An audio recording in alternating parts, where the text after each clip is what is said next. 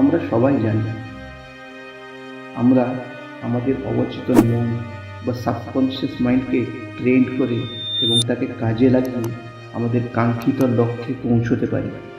আমাদের ব্রেনের alpha state হলো সেই মুহূর্ত যে সময় মস্তিষ্ক আমাদের ইচ্ছা ও আমাদের থটসগুলিকে গ্রহণ করে এবং পরবর্তী সময় আমাদের চেতন মন বা কনসিয়াস মাইন্ড সেই থটসগুলির উপর কাজ করা শুরু করে। এর অর্থ হলো আলফা লেভেলে আমাদের ব্রেন যে থটস বা ইচ্ছাগুলিকে গ্রহণ করে সেই ইচ্ছাগুলি আমাদের জীবনে বাস্তবায়িত হতে থাকে। এখন প্রশ্ন হলো, যদি আলফা লেভেলে আমাদের ব্রেন নেগেটিভ থটস রিসিভ করে তবে তাকে আমরা কিভাবে নিয়ন্ত্রণ করব, আর কিভাবেই বা আমরা আমাদের পজিটিভ থটসগুলোকে আমাদের ব্রেনে ফিট করতে পারবো? এখানেই কাজ করে সিলভা মেথড।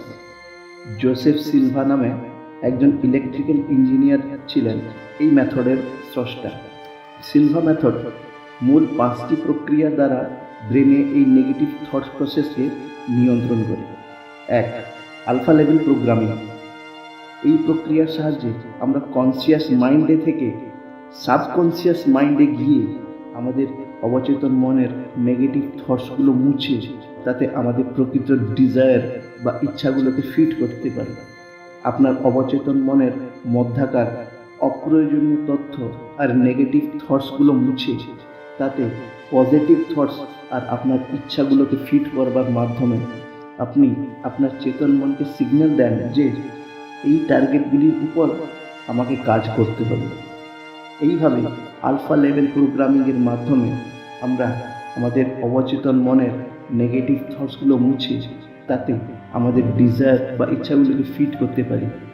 এর ফলে আমাদের জীবনের সেই সব ঘটনাগুলি ঘটতে শুরু করে যেগুলি হয়তো আমরা একসময় চাইতাম। 2.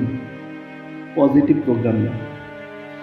আমরা সেই সমাজ আর পরিবেশে জন্ম নিয়েছি যেখানে আমাদের পরিবার, আত্মীয় স্বজন ও বন্ধুবান্ধব সবাই মিলে আমাদের ব্রেনে নেগেটিভ থটস ভরেই চলেছে। এটা তুমি পারবে না, ওটা তোমার দ্বারা সম্ভব নয়, যদি কোনো কাজে ফেলিওর হই তবে তারা বলবে ওটা তোমার ভাগ্যেই ছিল না। এর ফলে আমরা চেয়েও আমাদের কাঙ্ক্ষিত লক্ষ্যে পৌঁছতে পারি না। আমাদের মনের মধ্যাকার সেই নেগেটিভ থটসগুলো আমাদের টেনে রাখে, আমাদের ভয় দেখায়। আমরা কোনো কাজে অসফল হলেই ভাগ্যের উপর দোষারোপ করে কাজটি ছেড়ে দিই। ভাগ্যে ছিল না তাই হলো না। এই কথা বারবার শুনলে আমাদের সাবকনসিয়াস মাইন্ডে আমাদের নিজের প্রতি নেগেটিভ থিঙ্কিংয়ের জন্ম হয়। আপনি ভাবেন হয়তো আপনার ভাগ্যেই ছিল না বা আপনার মধ্যে কোনো ত্রুটি রয়েছে।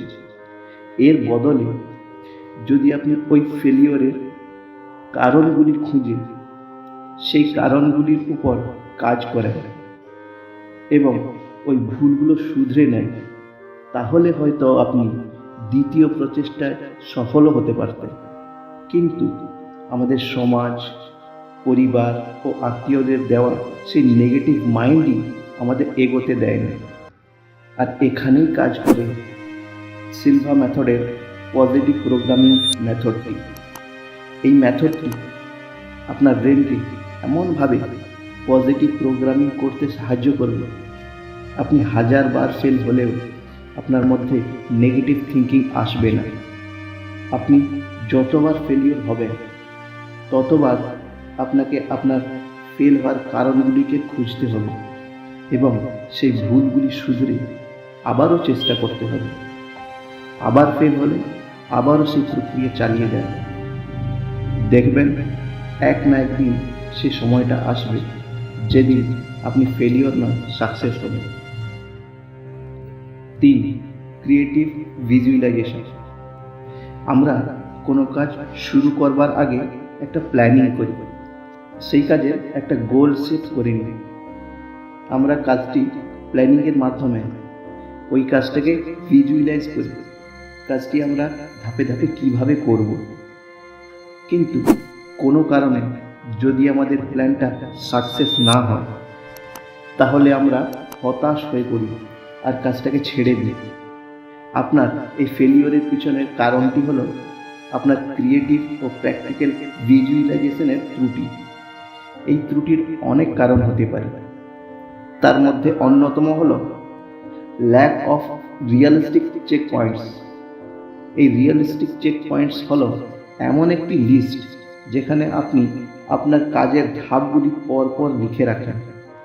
একটি সহজ উদাহরণ নিয়ে বিষয়টাকে বোঝানোর চেষ্টা করছি। ধরুন আপনি কোনো একটি বই পড়া শুরু করলেন। আপনি সিদ্ধান্ত নিলেন যে আপনি প্রতিদিন একটি করে চ্যাপ্টার পড়া শেষ করবেন, কিন্তু এটা আপনি ভাবলেন না যে প্রতিদিন একটা করে চ্যাপ্টার পড়া আদৌ সম্ভব কিনা।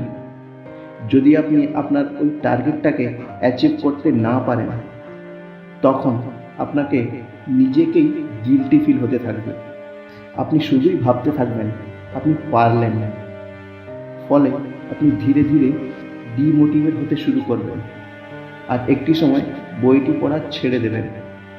আর এখানেই কাজ করে সিলভা মেথডের ক্রিয়েটিভ ভিজুয়ালাইজেশন মেথড। এই মেথডের সাহায্যে আমরা কোনো কাজে প্ল্যানিং করবার আগে ক্যালকুলেশন করে সঠিকভাবে একটি ক্রিয়েটিভ এবং প্র্যাকটিক্যাল ভিজুয়ালাইজেশন করতে পারি। 4. ডিজায়ার, বিলিফ এবং এক্সপেক্টেন্সি। ডিজায়ার হলো আপনার মধ্যেকার সেই ইচ্ছাটি যেটিকে আপনি আপনার জীবনে পেতে চান, কিন্তু সিলভা মেথড অনুযায়ী আপনার সেই ইচ্ছাটা এত তীব্র হতে হবে যে আপনার জীবনের প্রতিটা মুহূর্তে সেই ইচ্ছাটাকে আপনি যেন ভুলে না যান। ওই ইচ্ছাটি আপনার মধ্যে যেন আগুনের মতো জ্বলতে থাকে। তাই একে বলা হয়েছে বার্নিং ডিজায়ার। নিদ্রায়, জাগরণে আপনাকে শুধু আপনার ডিজায়ারের কথা ভাবতে হবে। আর শুধু ভাবতে থাকলেই চলবে না, আপনার সেই ডিজায়ার পূরণ করবার জন্য পথও খুঁজতে হবে। কিভাবে আপনি আপনার লক্ষ্যটিকে পূরণ করবেন এবং অক্লান্ত পরিশ্রম করতে হবে আপনাকে। অবশেষে আপনার বার্নিং ডিজায়ারই আপনাকে আপনার লক্ষ্যে পৌঁছে দেবে। বিলিফ হলো আপনার সেই বিশ্বাস যেটা আপনাকে আপনার লক্ষ্যের দিকে এগিয়ে নিয়ে যাবে। আপনাকে বিশ্বাস করে নিতে হবে যে আপনি সফল হয়ে গেছেন, আপনার কাঙ্ক্ষিত লক্ষ্যে আপনি পৌঁছে গেছেন।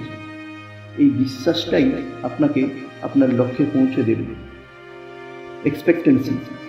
আপনার এক্সপেক্টেন্সি জীবনের কোনো পর্যায়ে ক্ষীণ হলে চলবে না। আপনার এক্সপেক্টেন্সি বা আশাগুলো সর্বদা জাগ্রত রাখতে হবে। জীবনের কোনো পর্যায়ে এসে যদি আপনার আশাগুলি কমে আসে, তাহলে আপনার মধ্যেকার বার্নিং ডিজায়ার আর থাকবে না। তাই আমি বলবো, পরিস্থিতি যেমনই হোক না কেন, মনের মধ্যে আশার আলোটি অবশ্যই জ্বালিয়ে রাখবেন। 5.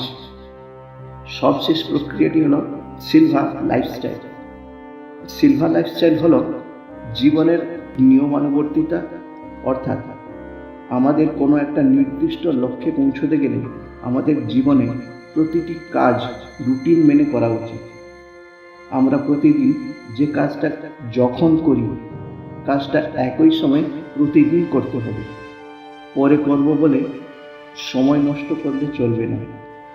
এই পৃথিবীতে যে জিনিসটা সবাই সমানভাবে পেয়েছি সেটা হলো সময়। আপনার আজকের সময়টা চলে গেলে আর আপনি সেটাকে কোনোদিনও ফিরে পাবেন না। তারপর আপনি যদি আপনার কাজ নিয়ে দীর্ঘসূত্রতা করতে থাকেন, তাহলে আপনি আপনার বার্নিং ডিজায়ারের উপর অ্যাকশন নিতে পারবেন না। সিলভা লাইফস্টাইল আমাদের শেখায় আমাদের জীবনের প্রতিটা কাজে সঠিক নিয়মানুবর্তিতা ও অনুশাসন মেনে চলতে পারবেন, তবেই সেই ডিজায়ারটিকে পূরণ করতে পারবেন যেটিকে আপনি জীবনের প্রতি মুহূর্তেই পূরণ করতে চাইছিলেন। বন্ধুরা, আজ আমরা সিলভা মেথডের মূল 5টি প্রক্রিয়া সম্পর্কে আলোচনা করলাম। তবে এগুলি কিভাবে আমাদের জীবনে প্রয়োগ করা যাবে সে সম্পর্কে বলা হলো না। পরবর্তী কোনো ভিডিওতে জানাবো, কথা দিলাম। তবে এই ভিডিওতে আমার সিলভা মেথড সম্পর্কে বলা কথাগুলি যদি ভালো করে শুনে থাকেন আর অনুভব করে থাকেন আমার বলা প্রতিটা কথা, তাহলে আপনার দৈনন্দিন জীবনে এগুলি অটোমেটিক্যালি এসে যাবে। আসল কথা হলো, আপনার ভেতরের ইচ্ছাটা যদি তীব্র হয়, তাহলে কোনো বই বা কোনো মেথডের প্রয়োজন হবে না। আপনার ভেতরের ইচ্ছা শক্তি আপনাকে আপনার লক্ষ্যে পৌঁছে দেবে।